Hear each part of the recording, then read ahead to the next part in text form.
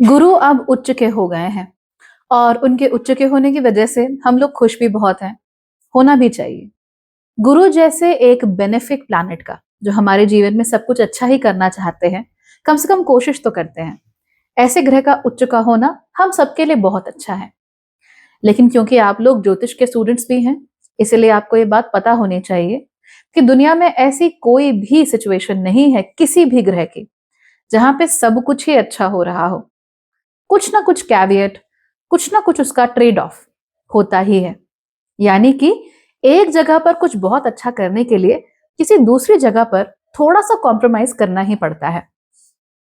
Jupiter जब exalt होंगे यानी गुरु जब कर्क राशि में उच्च के हो जाएंगे तो उनको भी कहीं ना कहीं कॉम्प्रोमाइज करना ही पड़ेगा। इसीलिए it is not all sunshine and rainbows. तो चलिए जान लेते हैं कि कर्क राशि में जब गुरु आ जाएंगे तो सब कुछ अच्छा अच्छा होगा, नो डाउट। लेकिन एक वो चीज है जिसका हमें ख्याल रखना है, वो क्या है? Let's get started. नमस्ते, भाग्यश्री होलिस्टिक एस्ट्रोलॉजी में आप लोगों का एक बार फिर से स्वागत है। यहाँ पर हम बात करते हैं पॉजिटिव, इंस्पायरिंग और होलिस्टिक एस्ट्रोलॉजी की, यानी कि एक ऐसा ज्योतिष जो कि आपके पॉजिटिव पॉइंट्स को मैक्सिमाइज कर सकता है और आपके नेगेटिव पॉइंट्स को मिनिमाइज करने में आप लोगों की मदद भी कर सकता है। गुरु की अगर हम बात करें तो गुरु कर्क राशि में उच्च के होते हैं और 2026 में गुरु जून से लेकर अक्टूबर तक कर्क राशि में उच्च की स्थिति में रहेंगे। किसी भी प्लैनेट को जब अपनी उच्च की स्थिति में जाने का मौका मिलता है, जो कि अपनी साइकिल में एक बार होता ही है, तब उस स्थिति में वो प्लैनेट टू मच हो जाता है।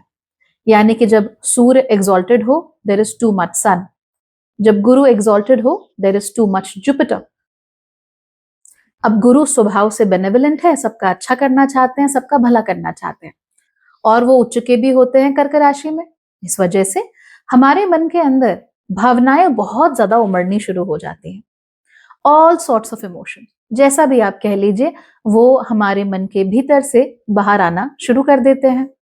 और फिर धीमे धीमे करके हमें ये रियलाइज होता है कि हमें अपने इन इमोशंस के साथ जस्टिस करना है। कई बार ऐसा भी होता है कि हमारे इमोशंस दूसरों को प्रोटेक्ट करने वाले हो जाते हैं।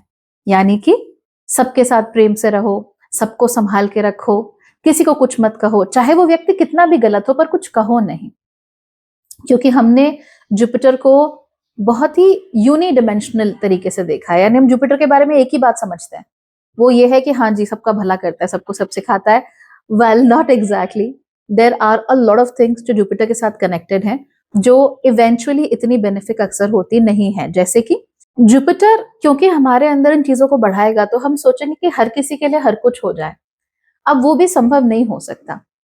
हमें अपने अंदर एक गुण डेवलप करना है अगर हम गुरु को अच्छे से इस्तेमाल करना चाहते हैं, अच्छा उपयोग करना चाहते हैं तो। और वो गुण है विवेक बुद्धि का, जो कि ज्यादातर लोगों में नहीं होती। विवेक का अर्थ होता है सत और असत के बीच के भेद को जानना, सही और गलत के बीच के भेद को जानना।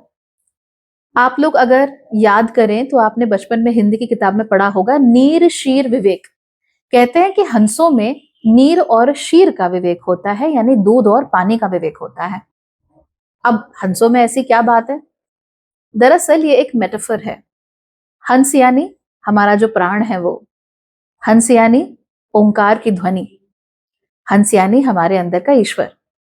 यानी हमारे अंदर ईश्वर का जो गुण है, जो जीवात्मा है, आत्मा है, उसको मालूम होता है कि कौन सी चीज सत है, सही है, परमानेंट है, और कौन सी चीज असत है, यानी कि गलत है, या यूं कह लीजिए कि टेम्पररी है। अब ये चीज, ये विवेक बुद्धि को हम लोग अक्सर भुला देते हैं, ऐसे पीछे छोड़ देते हैं, और हमारा ध्यान दूसरी चीजों पे जाना शुरू हो जाता है। अलग तरीके से हम अपने आप को एक्सप्रेस करना शुरू कर देते हैं। हम अपनी कंडीशनिंग के अनुसार एक्सप्रेस अपने आप को करना शुरू कर देते हैं। कंडीशनिंग का वीडियो मैंने अभी अभी बनाया है, मैं भाग्यश्री लिविंग पे अपलोड कर दूंगी, जरूर देख लेना। तो ऐसे में जब हम इस माया जाल में फंस जाते हैं तो हमें ऐसा लगता है कि सबके लिए ही सब कुछ अच्छा हो जाए वही ठीक है, जबकि ऐसा नहीं है। विवेक ये कहता है कि जो जिस चीज के लायक है उसको वो चीज मिलनी चाहिए। वो ये नहीं कहता कि किसी व्यक्ति का जन्म फलाने घर में हुआ है इसीलिए वो उस चीज का अधिकारी है।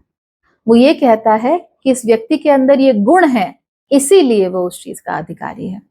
तो यहाँ पर बात गुणों की होगी, यहाँ पर बात आप किस ओहदे से आते हो, या किस जहां पे आप जन्म लेते हो, उससे कोई फर्क नहीं पड़ता। It's all about the quality of your heart, the quality of your mind. इसी को हम अलाइनमेंट भी कहते हैं कि आपका जैसा गुण है उस गुण के अनुसार ही आप कार्य करें, और जब आप उन गुणों के अनुसार कार्य करेंगे तो आपको रिजल्ट बेहतर भी मिलेंगे, जल्दी भी मिलेंगे, and things will work out in your favour. अभी हम जब नक्षत्रों की क्लासेस मैंने शुरू की तो हमने शुरुआती कुछ दिनों में डिस्कशन किया कि उग्र नक्षत्र कौन सा होता है, सौम्य नक्षत्र कौन सा होता है। And you have to realise this, अगर आपके नक्षत्र थोड़े उग्र हैं तो आपको जबरदस्ती बहुत अच्छा, बहुत भला, एंड एवरीबडी इज बड़ा भैया बड़ा भाभी ये सब बन के आपका कुछ होने वाला नहीं है। आपको नुकसान ही होगा, क्योंकि वो आपकी एनर्जीज के साथ अलाइन नहीं करता। तो ऐसे में क्या होता है कि भलमनसाहत हम लोगों के लिए मुसीबतें लेकर आती है। जाहिर सी बात है, अच्छा तो नहीं हो सकता। जैसे कि एक आइडिया है ऑल्ट्रुइज्म का, maximum good for the maximum number of people. अब ऑल्ट्रुइज्म एज सच सुनने में बहुत अच्छा लगता है, लेकिन अगर आपको लगता है that you will become the reason, आप ही वो व्यक्ति हैं जिसके वजह से मैक्सिमम गुड सबके लिए होगा, तो फिर आप गलत हैं। क्योंकि हम किसी के जीवन को पकड़ के नहीं रख सकते, हम किसी की सोच को पकड़ के नहीं रख सकते। हम चाहे किसी को कितना भी प्रेम करें, उसके लिए कितना भी कुछ कर दें, आखिर में वो व्यक्ति वही काम करता है जो उसकी प्रवृत्ति, जो उसकी किस्मत और जो उसका जीवन का पथ है वो होता है। तो हम किसी से हाँ ना नहीं बुलवा सकते, हम किसी के साथ जबरदस्ती नहीं कर सकते, और खास तौर पे क्योंकि जुपिटर एग्जॉल्टेड है, इसलिए हम जबरदस्ती ये नहीं कह सकते कि आओ मैं बिल्कुल इनडिस्क्रिमिनेटली सबको ऊपर लेके जाऊं, मैं इनडिस्क्रिमिनेटली तुमको फर्श से अर्श पर पहुंचा दूं। ऐसे नहीं होता, क्योंकि इवेंचुअली पहुंचने का मौका उसी को मिलता है जो वहां पर हो सकता है, जिसका वहां पहुंचने का गुण है। जिसमें गुण नहीं है फिर वो नहीं हो सकता है। एज आई सेड, इसका इस बात से कोई मतलब नहीं है कि आपके ऊपर कौन सा लेबल लगा हुआ है। लेबल्स डोंट मैटर, क्योंकि लेबल्स तो असत हैं, वो सत्य कैसे हो सकते हैं। जो इस शरीर के साथ चीज जुड़ी है, इस जन्म के साथ जो चीज जुड़ी हुई है वो असत है, जो आत्मा के साथ चीज जुड़ी हुई है वो सत है। तो असत चीज का सहारा लेकर भला हम सत को कैसे प्राप्त कर सकते हैं। यही चीज जुपिटर जब एग्जॉल्टेड होगा तो हम लोगों को समझनी होगी, खास तौर पे अगर आपकी कुंडली में जुपिटर ऑलरेडी एग्जॉल्टेड है तो, राइट। या फिर आप लोग कर्क राशि के हैं, कर्क लग्न के हैं, या जनरली जुपिटर आपकी कुंडली में अच्छे से काम करता है, या फिर आप लोगों को ये गलतफहमी है कि आप पूरी दुनिया का बोझ अपने सर पर उठाकर लेकर चल सकते हैं। ये सारी ही स्थितियां खतरनाक हो सकती हैं, क्योंकि ऐसे में हमारे मन में विकृतियां ज्यादा आती हैं। हम बाहर से पोलाइट रहते हैं, बाहर से लोगों को संभाल कर चलते हैं, लेकिन मन अंदर से विकृत होने लगता है। क्यों? क्योंकि हमने अपने ऊपर एक बात थोप ली है पॉजिटिविटी की, हमने अपने ऊपर बात थोप ली है जिम्मेदारी की, हमने अपने ऊपर बात थोप ली है कि भाई जो करना है हमें करना है, इसको भी मुझे ही लाइन पे लाना है, उसका भी भला मुझे ही करना है, सबके लिए सब कुछ मुझे ही करना है। तो ऐसा व्यक्ति मार ही खाएगा। और क्योंकि अब गुरु उच्च के होने वाले हैं या हो चुके हैं जब तक आपको ये वीडियो मिलेगा, ऐसे में definitely you are going to face problems, troubles आप लोगों को होंगे। और उन ट्रबल्स की वजह से आप अपने आप से सवाल पूछते रह जाओगे कि अपनी थाली से रोटी उठाकर जब मैंने दूसरे की थाली में दी तो भला उसने मेरा मान सम्मान क्यों नहीं किया। और वहीं पर आपको अपने सवाल पूछना पड़ेगा कि क्या किया गया जिसकी वजह से वो व्यक्ति इस स्थिति में आया कि उसकी थाली में रोटी नहीं है। और अगर इसमें आपकी गलती है कि आपने उसको बहुत ज्यादा संभाल संभाल के रखा, प्रोटेक्ट करके रखा, उसको एक्सप्लोर नहीं करने दिया, या उस व्यक्ति को अपनी कुंडली के अनुसार, अपने नक्षत्रों के अनुसार अगर अलाइन नहीं करने दिया, तो व्यक्ति एक तरीके से पंगु हो जाएगा, और उस पंगु व्यक्तित्व को झेलना आपके लिए संभव नहीं है। और ये मैं बहुत स्पेसिफिकली बोलना चाहूंगी माओ से। आपको अपने जो बच्चे हैं उनको ऐसे बड़ा करना है कि उन्हें आपकी जरूरत ना रहे। क्योंकि अगर हम बच्चों को ऐसे पालते हैं कि उन्हें हर कदम पे हमारी जरूरत पड़ती है, हमारे बिना वो कुछ कर नहीं पाएंगे, सारे डिसीजंस हमसे पूछ के लेंगे, तो फिर अगेन हम अपने बच्चों को पंगु बनाते हैं। क्यों?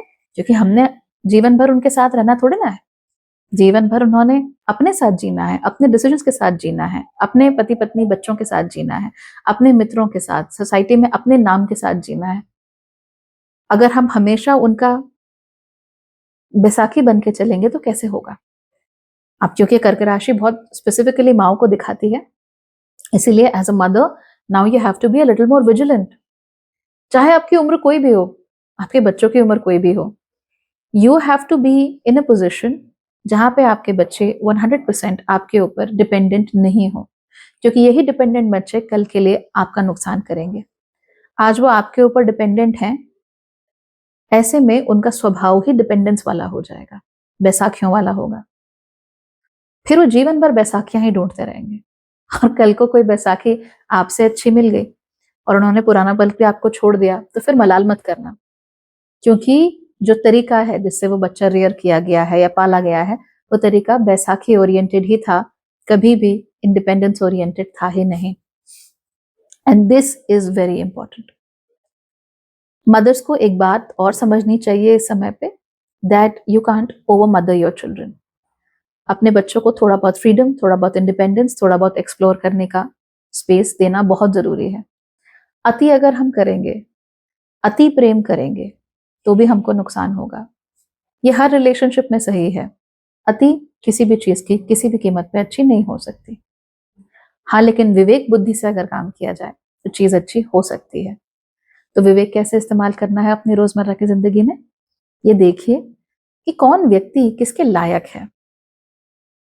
असत लेबल भूल जाइए, ये भूल जाओ कि कौन किसका बच्चा है, कौन कौन से धर्म जात में पैदा हुआ है, सब भूल जाओ। ये देखो कौन किसके लायक है, क्योंकि जब आप वो लायकी पर फोकस करोगे, कौन किसके साथ अलाइंड है, किसमें कौन सा गुण है, जब आप उस पर फोकस करोगे तब उसका कर्म भी सुधरेगा, आपका कर्म भी सुधरेगा, क्योंकि अब आप असत के साथ नहीं सत के साथ खड़े हो। और सत्य तो आत्मा के साथ जुड़ी हुई एक बहुत स्ट्रॉन्ग क्वालिटी है, या उसकी प्राइमरी क्वालिटी है, और उस प्राइमरी क्वालिटी के साथ हम खिलवाड़ नहीं कर सकते। बाकी के सारे लेबल्स क्या हैं? असत है। सो जब हम अलाइनमेंट का साथ देंगे तो सही है, जब हम नॉन अलाइन करेंगे या डिसअलाइनमेंट करेंगे किसी चीज का, तो नुकसान हो जाएगा। तो फिलहाल अब आपको अपने आप से एक सवाल पूछना है। सवाल ये कि मेरे जीवन में ऐसी कौन सी जगह है, ऐसी कौन से स्पेसेस हैं जहां पर मैं अति का लाड प्यार, अति का स्पेस दे रहा हूं या दे रही हूँ, कुछ ज्यादा ही ढील दे रखी है, वो कौन सा एरिया है? आपको रियलाइज होगा कि जुपिटर आपकी कुंडली में जहां पर भी बैठे हुए हैं, वही एक जगह है जहां पे आप जरूरत से ज्यादा ढील देते हैं, और आपको इस चीज को थोड़ा सा रोक कर रखने की जरूरत है। ज्यादातर लोगों के केसेस में ये ऑटोमेटिकली नहीं होगा। अगर आपकी कुंडली में गुरु वक्री हैं, या फिर आपकी कुंडली में गुरु नीच के हैं, तब ये चीज ज्यादा आसानी से हो सकती है, दैट आप थोड़ा सा लगाम ज्यादा इजीली लगा सकते हो। लेकिन कुंडली में गुरु उच्च का है, फिर बेनिफिक प्लैनेट्स उसको देख रहे हैं, वो ऐसी राशियों में है जो बहुत एक्सपेंसिव है और फेमिनिन नेचर की राशियां हैं, जैसे कि कर्क राशि है, या क्या कहते हैं मीन राशि है। यहाँ पर अगर आपका कुंडली में गुरु बैठा हुआ है या बहुत ही सौम्य नक्षत्रों में जाकर बैठा हुआ है, इन दैट केस ये over doing, over bearing and over mothering ये ज्यादा बढ़ सकती है। तो आपको उसको रोकना है, उसको बैलेंस में लाना है, ताकि चीजें आपके लिए अच्छी हो। आई होप आपको समझ में आएगा और आपके लिए यूजफुल भी रहेगा। एंड जस्ट डू गुड, जिंदगी में अच्छा कीजिए, खुश रहिए, और ये याद रखिए कि अच्छा या बुरा अति किसी चीज की भी ठीक नहीं है। हमको हर चीज बैलेंस में लेकर चलनी है। अपने बच्चों के साथ भी हम प्रेम की अति नहीं कर सकते, अपने पेरेंट्स के साथ भी हम अति नहीं कर सकते। There has to be a balance. जो व्यक्ति ये बैलेंस से एक्ट करके चलता है, जो किसी नट की तरह है उस पतली सी रोप पर, रस्सी पे चलता है, वो व्यक्ति सुखी रहता है। और जिस व्यक्ति को एक्सट्रीम्स पे स्विंग होने का शौक है, जो कि आजकल होंगे क्योंकि जुपिटर उच्च का है, तो इमोशंस तो आएंगे, दुनिया भर के आएंगे, और एक्सट्रीम्स पे जाएंगे एकदम। तो जो व्यक्ति एक्सट्रीम्स का शौकीन है, वो कभी अपने पैर कहीं टिका नहीं पाएगा और उसको हो जाएगा नुकसान। इवन दो जुपिटर एक अच्छा प्लैनेट है, भला करना चाहता है, तो वो जाते जाते आपको छोटी सी टॉफी पकड़ा के चला जाएगा, but that's it, nothing else. Hope you're able to use this in your favor and make your life a lot better. Thank you for watching. Bye.